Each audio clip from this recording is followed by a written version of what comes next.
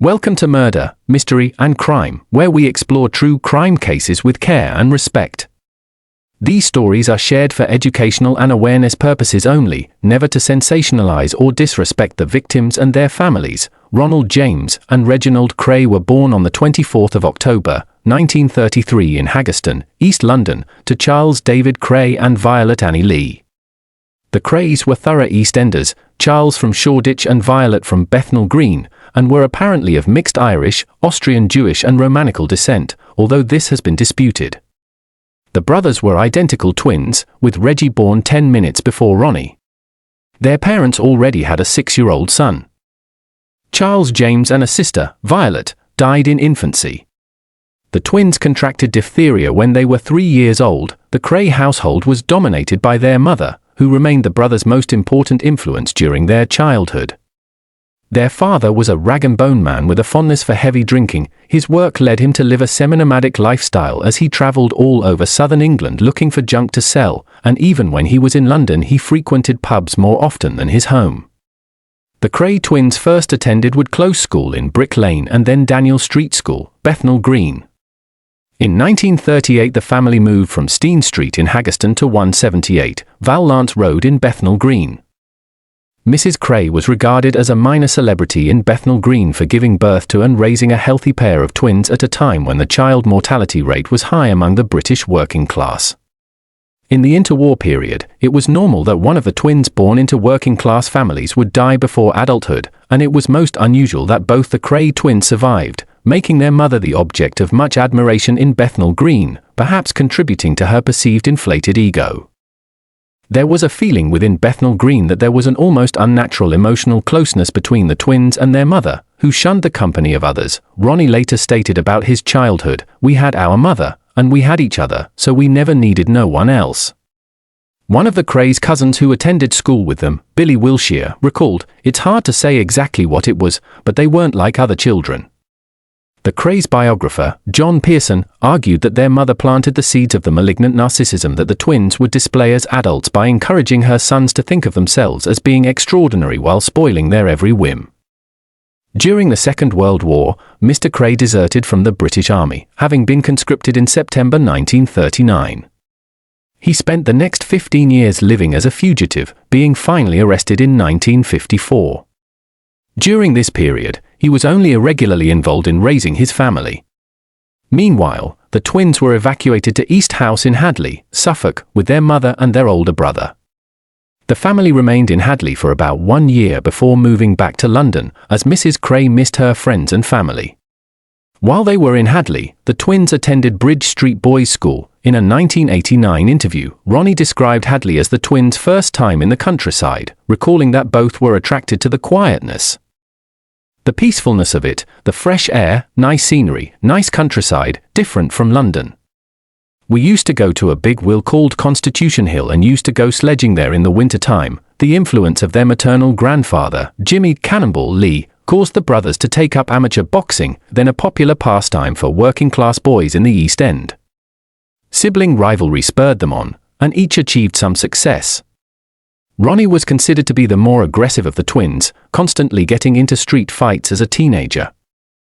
The British scholar Jonathan Raban wrote that he had a low IQ, but that he was an avid reader who especially liked books about T.E. Lawrence, Ord Wingate, and Al Capone. Raban attributed much of Ronnie's savage petulance as a teenager to his rage over having to hide his bisexual tendencies. As well as this, the Kray brothers hung around in the Blind Beggar pub in Whitechapel in East London. The Kray twins were called up to do national service in the British Army in March 1952. Although the pair reported to the depot of the Royal Fusiliers at the Tower of London, they attempted to leave after only a few minutes. When the corporal in charge tried to stop them, he was seriously injured by Ronnie when he punched him on the jaw. The Krays walked back to their East End home where they were arrested the next morning by police and turned over to the army. In September, while absent without leave, AWOL again, the twins assaulted a police constable who tried to arrest them. They became among the last prisoners to be held at the Tower of London before being transferred to Shepton Mallet Military Prison in Somerset for a month to await court-martial. After they were convicted, both were sent to the Buffs Home Counties Brigade Depot Jail in Canterbury, Kent, However, when it became clear that they would both be dishonorably discharged from the army, the Krays' behavior worsened. They dominated the exercise areas outside their one-man cells. Threw tantrums, emptied a latrine bucket over a sergeant, dumped a canteen full of hot tea on another guard, handcuffed yet another guard to their prison bars with a pair of stolen cuffs, and set their bedding on fire. Eventually they were moved to a communal cell where they assaulted their guard with a vase and escaped. After being quickly recaptured, they spent their last night in military custody in Canterbury drinking cider, eating crisps and smoking cigarillos courtesy of the young national servicemen acting as their guards. The next day the Krays were transferred to a civilian prison to serve sentences for the crimes they committed while AWOL. Raban wrote that prison psychiatrists who examined Ronnie found him to be educationally subnormal, psychopathic, schizophrenic and insane. Despite their brief and disastrous military career, upon release the Krays adopted an extremely militaristic style as Ronnie took to calling himself the Colonel, while their home at 178 Valence Road was dubbed Fort Valence. The Kray twins' criminal records and dishonorable discharges ended their boxing careers, and the brothers turned to crime full-time. They bought a rundown snooker club in Mile End where they started several protection rackets. By the end of the 1950s, the Krays were working for J. Murray from Liverpool and were involved in truck hijacking, armed robbery, and arson, through which they acquired other clubs and properties. In 1960, Ronnie was imprisoned for 18 months for running a protection racket. While he was in prison, Peter Rachman, head of a landlord operation, sold Reggie a nightclub called Esmeralda's Barn to ward off threats of further extortion. The location is where the Berkeley Hotel now stands. Ownership of Esmeralda's Barn increased the Krays' influence in the West End by making them celebrities as well as criminals. The twins adopted a norm according to which anyone who failed to show due respect would be severely punished. Both brothers notoriously laundered money through dog and horse tracks as well as through businesses, which led to several others being investigated during the mid-1960s for their cooperation with the crimes. The twins were assisted by a banker named Alan Cooper who wanted protection against the Krays' South London rivals, the Richardson Gang. Raban called Ronnie the dimmer of the two twins, writing that he was a man whose grasp on reality was so slight and pathologically deranged that he was able to live out a crude, primarily colored fiction, twisting the city into the shape of a bad thriller. Ronnie quite consciously modeled the style of the firm after what he read about the Chicago underworld in Capone's time, for example having his own personal barber visit his flat to work on his hair because he read somewhere that was the normal practice with Chicago gangsters in the 1920s. In the 1960s, the Kray twins were widely seen as prosperous and charming celebrity nightclub owners and were part of the swinging London scene. A large part of their fame was due to their non-criminal activities as popular figures on the celebrity circuit, being photographed by David Bailey on more than one occasion and socializing with lords, MPs, socialites and show business characters, including Frank Sinatra, Peter Sellers, Joan Collins, Judy Garland, Diana Dawes, George Raft, Sammy Davis Jr., Shirley Bassey, Liza Minnelli, Cliff Richard, Dusty Springfield, Jane Mansfield, Richard Harris, Danny LaRue, and Barbara Windsor. Part of the Krays' newfound celebrity status was due to the widespread perception that the twins were men who had risen out of poverty into positions of great wealth and power due to their own efforts. They were seen as an example, albeit a perverse one, of the meritocracy that was to replace the traditional class system. Furthermore, the 1960s was a time when many social norms were being questioned, and the Krays were widely seen as rebels against what were perceived as sanctimonious and hypocritical traditional British values. The scholars Chris Jenks and Justin Lawrenson wrote that there was a popular mistrust of the establishment in the 1960s and that as many young people laughed Prime Minister Macmillan and President Johnson, their teachers and university lecturers and priests and moralists off the stage, the Krays were seen as folk heroes. This was a period of intense debates arising about consumerism, social mobility, sexuality, style, and social tolerance, and the Krays were involved in all of them as symbols, either bad or good, about the changes taking place in British society. The Kray twins greatly valued their image and cultivated the media by inviting journalists to take photographs of them with other celebrities at nightclubs or in donating to charity. They went about in an obsessive way managing and promoting the image that they wanted, namely as benefactors who gave generously to charity and as men who had risen up from poverty to become rich and powerful. The sociologist Dick Hebdige wrote that the Krays had a sophisticated awareness of the importance of public relations matched only in the image-conscious field of American politics. As we have seen, certain of the Krays projects, when closely examined, take on a bizarre aspect more appropriate to the theater than to the rational pursuit of profit by crime. In 1960, gambling in clubs was legalized in the United Kingdom, which for the first time allowed a decent people to gamble openly outside of betting on horse racing. The Krays were the owners of 4 nightclubs where gambling was permitted, which not only allowed them to be seen as successful businessmen but also to socialize with a decent people who would have previously shunned the company of gangsters running a gambling den. The Krays made a point of promoting a gangster chic image as both dressed in a style that countless films had associated with gangsters. Namely wearing a discreet, dark, double-breasted suits with tight-knotted ties and shoulder-padded overcoats. Combined with garish jewelry such as large gold rings, gold bracelet watches, and diamond cuff links, the Krays conveyed a redoubtable image. The British scholar Ruth Penfold Mounts described the twins as a classic example of the social bandit. Criminals who became folk heroes because of the belief that they were standing up to a corrupt establishment while also paradoxically being seen as upholding the better part of society's values. The twins were viewed in certain quarters as Robin Hood-type criminals whose crimes were seen as acceptable. Penfold Mounts noted they combined an air of menace and violence together with an image of a romanticized air of heroic gentlemanliness, generosity, and the apparent reinforcement of traditional social order parameters of conservatism and restraint. Within this context, the Krays made a point of stressing that there were limits to the values that they were willing to violate while promoting the image of themselves as the benefactors of society. For example, they made a great point of stressing the image of being respectful towards women as they knew that the British public did not like men who were disrespectful towards women. One former member of the firm, Tony Lambriana, stated that the positive image of the Krays was a myth, maintaining that the only people the brothers ever cared about were themselves. Jenks and Lawrenson noted the image of the Krays had little to do with who the brothers actually were, as they described the twins as considerably more vicious and selfish than the popular folk hero image of them would allow.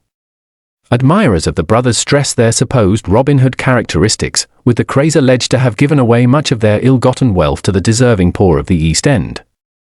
Their respect for women, and as a force for order who engaged in only what were considered socially acceptable crimes such as theft while punishing those who engaged in what were considered socially unacceptable crimes such as rape.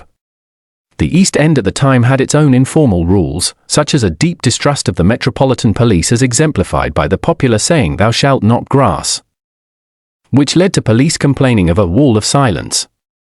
Within the East End, where roguery was widely admired, Jenks and Lawrenson noted symbolic heroes are elected through excess. The most audacious thefts, the most sadistic violence and an almost philosophical quest for glory and infamy are topmost in people's minds. An elision of style and brutality can emerge, as it did in the form of the Krays. Conversely, the Krays were seen in other quarters as symbols of moral decay and evil, with the famous photographs of the brothers taken by David Bailey being viewed as the phrenological archetypes of proletarian villainy. Jenks and Lawrenson wrote the twins became symbols in the public mind of British organised crime itself as the brothers were associated with tales of excessive and gratuitous violence and to a time when London criminality appeared not only as organised as never before, but also integrated into the establishment and the vanguard of popular culture.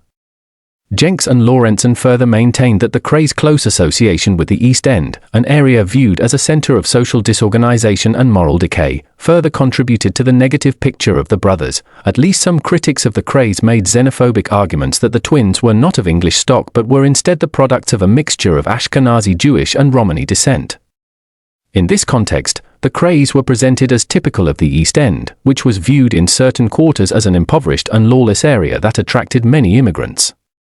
There is no evidence of the Krays having any Jewish or Romani origins, a claim that seems to have been made only to associate the Krays with their supposed familial homelands in Eastern Europe and to distance them from English society. Finally, Jenks and Lawrenson argued that the rareness of identical twins made the brothers seem especially malevolent, giving them the freak show image as many found viewing two men who looked and sounded precisely the same to be disturbing and unnerving. The closeness of the Krays made them seem sinister, as Lambriana recalled in 1995, "You were never, ever on solid ground with them. They played a little game of their own. There was an unspoken language, it was what they didn't say as much as what they did say. There's a myth that the Krays took care of their own, but I never saw it. The Krays were their own. Alongside this freak show image were suggestions of what was viewed at the time as perverted sexuality.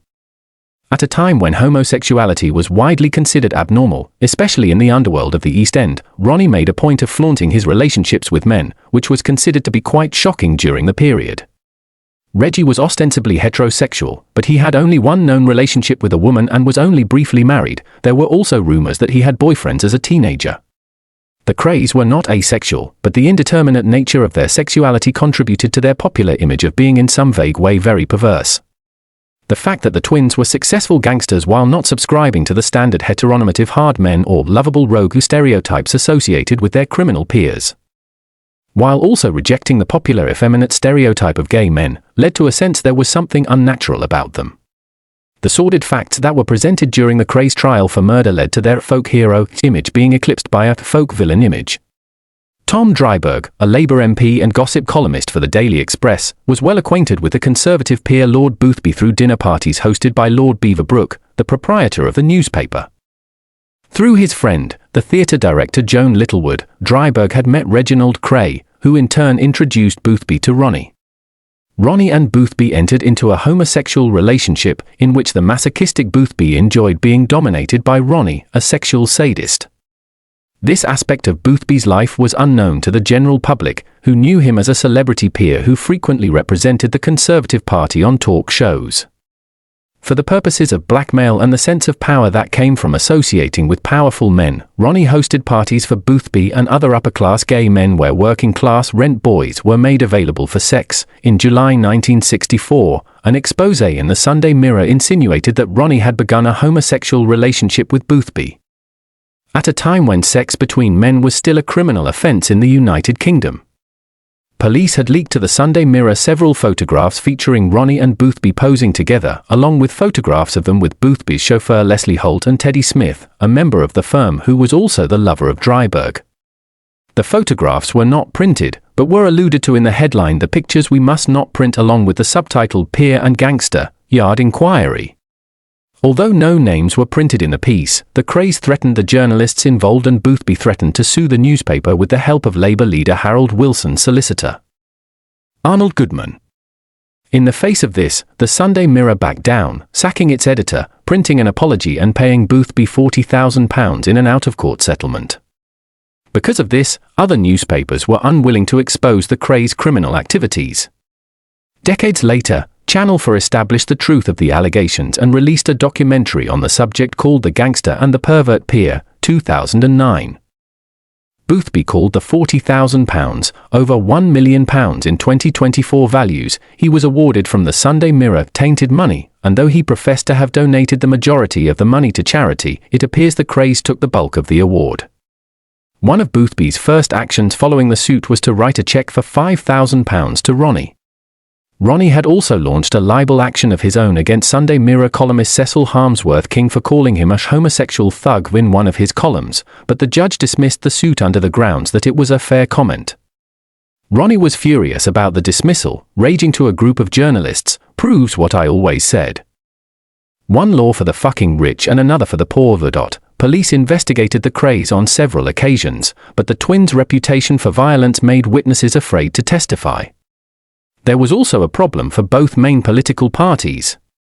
The Conservatives were unwilling to press the police to end the Krays' power for fear that the Boothby connection would again be publicised, and Labour, having gained control of the House of Commons with an extremely thin majority and the prospect of a snap election in the very near future, did not want connections between Ronnie and Dryburgh to get into the public realm. During the 1960s, the Kray twins formed an alliance with the Commission, the governing body of the American Mafia. The brothers were in contact with Meyer Lansky and Angelo Bruno, two New York mafiosi who were looking to invest in London's nightclubs and casinos to engage in money laundering. Similar establishments in Havana had long served that purpose, but after the Cuban Revolution in 1959 led to their closure, the Mafia considered London as an alternative. The belief that the Krays were able to influence the British government by blackmailing political figures such as Boothby made them attractive as prospective partners. Both Lansky and Bruno were considered to be diplomatic figures by the standards of American organized crime, and were felt to be the most qualified to negotiate with the mercurial and irascible Krays. The conduit between Lansky and the Krays was George Raft, a declining Hollywood actor whom the Krays idolized for his performance as the hitman Gino Ronaldo in the film Scarface, 1932. With his career essentially over, Raft had moved to London in 1965 with the hope of finding roles in European films. Lansky had opened the Colony Sports Club in London and installed Raft as its nominal owner, partly to avoid the attention of British authorities and partly to gain the attention of gamblers. The club was marketed not so much at British gamblers but rather at older, wealthy American tourists. The Krays were hired to provide protection at the club, being paid £500 per week to provide thugs from the firm to act as security. An attempted meeting between Ronnie, Lansky, and Bruno in New York was aborted when U.S. immigration authorities denied him entry. The following year, a Montreal branch of the Royal Bank of Canada was robbed of $50,000 Canadian in bearer bonds. Similar robberies in Montreal resulted in a haul totaling $1 million Canadian. The Montreal-based Catroni crime family, the Canadian satellite of New York's Bonanno crime family, decided to sell the stolen bonds in Britain through the Krays. The twins sent over a corrupt businessman, Leslie the Brain Payne, to pick up the bonds for transport. Payne was able to cash the stolen bonds at a London brokerage house, netting a handsome profit for the firm. The success of the deal made the Krays the preferred British partners of the American mafia, who used the twins a number of times afterwards in similar arrangements. The business of redeeming the stolen bonds in London ultimately led to a break between Payne and the Krays. Payne charged that since he was the one taking all the risks to smuggle and redeem the bonds, he was entitled to a larger share of the profits. The Krays refused Payne's demand, which caused him to leave the firm. Payne did not contact the authorities, but the mere possibility that he might one day become a prosecution witness led the Krays to plot his murder. Payne, who fought in the Battle of Monte Cassino in 1944, ridiculed their threats of violence, which only made the twins angrier.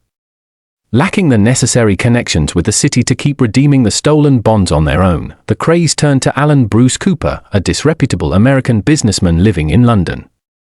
Ronnie shot and killed George Cornell, a member of the Richardson gang, at the Blind Beggar pub in Whitechapel on the 9th of March, 1966. The day before, there had been a shootout at Mr. Smith's, a nightclub in Catford, involving the Richardsons and Richard Hart, an associate of the firm who was shot dead. The shooting led to the arrest of nearly all the Richardson gang. Cornell, by chance, was not present at Mr. Smith's and was not arrested. Ronnie was drinking in another pub when he learned of Cornell's whereabouts. He went to the Blind Beggar with his driver, Scotch Jack John Dixon, and his assistant, Ian Barry. Ronnie entered the pub with Barry, walked straight to Cornell and shot him in the head in public view. Barry, confused by what happened, fired 5 shots in the air warning onlookers not to report what had happened to police. Cornell died at 3:30 a.m. in hospital. According to some sources, Ronnie killed Cornell because he referred to him as a fat puff, a derogatory term for a gay man, during a confrontation between the Krays and the Richardsons at the Astor Club on Christmas Day 1965. Richardson member Frankie Fraser was tried for the murder of Hart at Mr. Smith's, but was acquitted.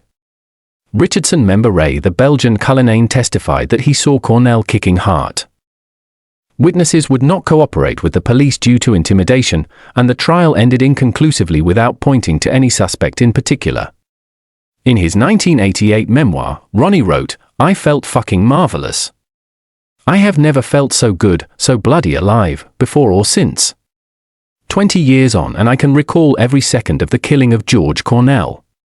I have replayed it in my mind millions of times." The Krays mafia associates were unhappy about the Cornell murder, feeling that it was reckless on the part of Ronnie to shoot someone in public instead of assigning the task to a junior associate. With the help of Raft, Reggie was able to maintain the alliance, arguing the firm was still the best business partners the mafia could turn to in London. Raft and Reggie used the fact that none of the witnesses at the Blind Beggar were willing to testify against Ronnie as evidence of the degree of fear that the Krays inspired. Shortly afterwards, Raft was prevented from returning to the UK when a Home Office order listed him as an undesirable, thereby costing the Krays their strongest ally within the mafia. On the 12th of December, 1966, the Krays helped Frank Mitchell, the Mad Axeman, to escape from Dartmoor prison. Ronnie had befriended Mitchell while they served time together in Wandsworth prison. Mitchell felt that the authorities should review his case for parole, so Ronnie thought that he would be doing him a favor by getting him out of Dartmoor, highlighting his case in the media and forcing the authorities to act. Once Mitchell had escaped, the Krays held him at a friend's flat in Barking Road, East Ham. He was a large man with a mental disorder, and he was difficult to control. He disappeared, but the Krays were acquitted of his murder. Freddie Foreman, a friend of the Krays, claimed in his autobiography Respect that he shot Mitchell dead as a favor to the twins and disposed of his body at sea. In October 1967, for months after the suicide of his wife Frances, Reggie was allegedly encouraged by his brother to kill Jack the Hat McVitie, a minor member of the Kray gang who had failed to fulfill a £1,000 contract, £500 of which had been paid to him in advance, to kill their former financial advisor, Leslie Payne. McVitie was lured to a basement flat in Evering Road, Stoke Newington, on the pretense of a party. Upon entering the premises, he saw Ronnie seated in the front room. Ronnie approached, letting loose a barrage of verbal abuse and cutting McVitie below his eye with a piece of broken glass. It is believed that an argument then broke out between the twins and McVitie. As the argument got more heated, Reggie pointed a handgun at McVitie's head and pulled the trigger twice, but the gun failed to discharge. McVitie was then held in a bear hug by the twins' cousin, Ronnie Hart, and Reggie was handed a carving knife. He then stabbed McVitie in the face and stomach, driving the blade into his neck while twisting the knife, not stopping even as McVitie lay on the floor dying. Reggie had committed a very public murder against someone who many members of the firm felt did not deserve to die. In an interview in 2000, shortly after Reggie's death, Freddie Foreman revealed that McVitie had a reputation for leaving carnage behind him due to his habitual consumption of drugs and heavy drinking, and his having threatened to harm the twins and their family. Tony and Chris Lambriana and Ronnie Bender helped clear up the evidence of this crime and attempted to assist in the disposal of the body. With McVitie's corpse being too big to fit in the boot of the car, it was wrapped in an eiderdown and put in the back seat. Tony Lambriana drove the car with the body and Chris Lambriana and Bender followed behind. Crossing the Blackwall Tunnel, Chris lost Tony's car and spent up to 15 minutes looking around Rotherhithe area. They found Tony outside St. Mary's Church, where he had run out of fuel, McVitie's body still inside the car. The body was left in the car and the three gangsters returned home. Bender then went on to phone Charlie Kray informing them that it had been dealt with. When the Krays heard where they had left McVitie's corpse, the twins were livid and desperately phoned Foreman, who was then running a pub in Southwark, to see if he could dispose of the body.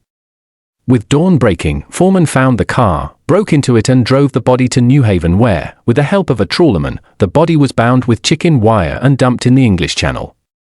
This event started turning many people against the Krays, and some were prepared to testify to Scotland Yard as to what had happened, fearing that what happened to McVitie could easily happen to them.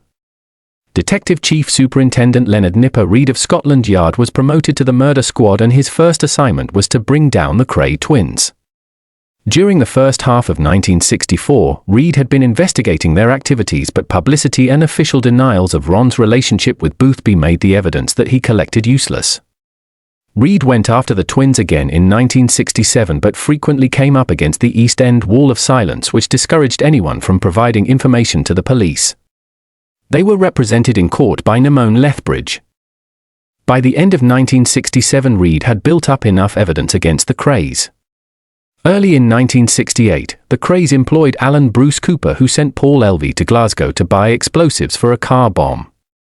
Elvey was a radio engineer who put the pirate radio station Radio Such on the air in 1964, later renamed Radio City. After police detained him in Scotland, he confessed to being involved in 3 murder attempts. The evidence was weakened by Cooper, who claimed that he was an agent for the U.S. Treasury Department investigating links between the American Mafia and the Kray gang. The attempted murders were his attempt to put the blame on the Krays. Eventually, Scotland Yard decided to arrest the Krays on the evidence already collected, in the hope that other witnesses would be forthcoming once the Krays were in custody. On the 8th of May, 1968, the Krays and 15 members of the firm were arrested. Exceptional measures were used to stop collusion between the accused.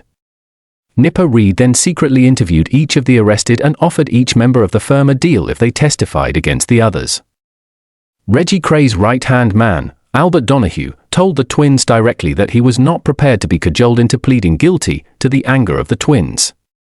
He then informed Red via his mother that he was ready to cooperate. Ronnie Hart had initially not been arrested, and was not a name initially sought after by the police. With Donahue's testimony, Hart was arrested. Offered the same terms as the others, Hart then told Reed everything that had happened during McVitie's murder, although he did not know anything about what happened to the body. Although Red knew for certain that Ronnie Kray had murdered George Cornell in the Blind Beggar pub, no one had been prepared to testify against the twins out of fear. Upon finding out the twins intended to cajole him, Scotch Jack Dixon also turned in everything he knew about Cornell's murder. Although not a witness to the murder, he was an accessory, having driven Ronnie Kray and Ian Barry to the pub. The police still needed a witness to the murder. Frank Mitchell's escape and disappearance were much harder to obtain evidence for, since the majority of those arrested were not involved with his planned escape and disappearance. The twins' defense under their counsel John Platts-Mills consisted of flat denials of all charges and discrediting witnesses by pointing out their criminal past.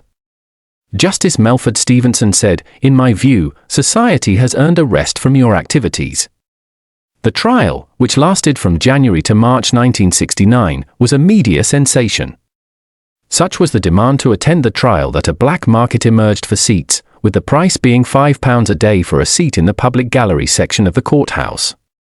It was the longest murder hearing in the history of British criminal justice, during which Stevenson stated of the sentences, "I recommend, they should not be less than 30 years.